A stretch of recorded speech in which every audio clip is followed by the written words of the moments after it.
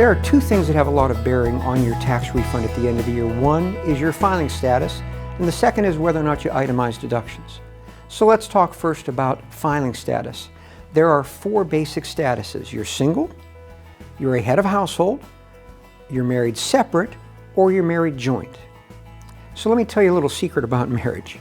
This follows an old joke that used to go around that you can't be a little bit pregnant. In the same way, you can't be a little bit married. If you get married 1 second before midnight on December 31st, you're married for the whole year. There's no choice about that, and anyone who tells you that you can decide whether you're going to file single or file married is not telling you the truth.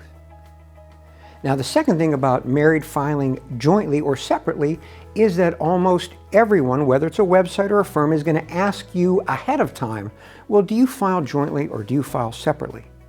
And then you decide, and then your taxes get done. We do it differently. Our software allows us, when the return is done, to click a single button and have it tell us what the difference is to your refund or to your bill, whether you file together or file apart. This is one of the reasons to be with us. The second thing I mentioned was, do you itemize your deductions? So this is a crazy thing. In 2018, the tax law changed, and they doubled the size of the standard deduction. Well, there are states, and Maryland would be one of them, where they did not change their tax law to follow the federal law. So you end up with this crazy situation where if you take the standard deduction for the federal, you might get the maximum federal refund, but you could leave thousands of dollars on the state's table.